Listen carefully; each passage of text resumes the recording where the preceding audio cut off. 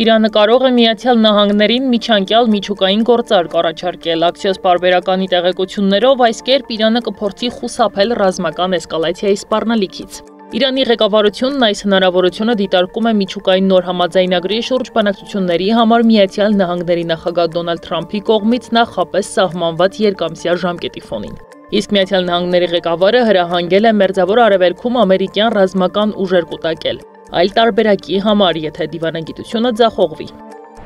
Միացյալ Նահանգները մեծացնում է իր ռազմական ներկայությունը Իրանի մերձակայքում, գրում է Bild-ը։ Միացյալ Նահանգների զինուժը 6B-2 Spirit ռազմական ռմբակոծիչ է տեղակայել Հնդկական օվկիանոսում գտնվող Դիեգո Գարսիա ավիաբազայում, Իրանից մոտ 3800 կիլոմետր հեռավորության վրա։ Արբանյակային լուսանկարներում թռիչքուղու վրա ինքնաթիռներ և ռազմական այլ տեխնիկա է երևում։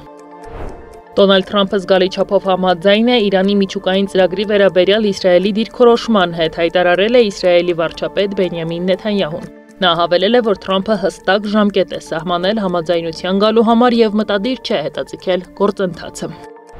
Դոնալդ Թրամփն իր մերձավոր արևելյան այցի շրջանակներում դիտարկում է նաև Թուրքիա այցելելու հնարավորությունը, հայտնում են CNN-ի աղբյուրները։ Շրջագայությունը նախատեսված է հաջորդ ամիս Միացյալ Նահանգների նախագահը կայցելի նաև Սաուդյան Արաբիա, Կատար և Արաբական Միացյալ Էմիրություններ։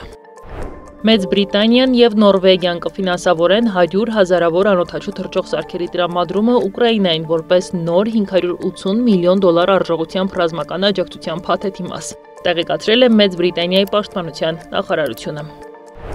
Արքայազն Հարին այցելել է Ուկրաինա, եղել Լվովի Superhumans կենտրոնում, որտեղ վիրավոր զինծառայողները վերականգնողական փուլ են անցնում։ Արքայազնի այցի մասին հայտարարվել է միայն Ուկրաինայից հեռանալուց հետո։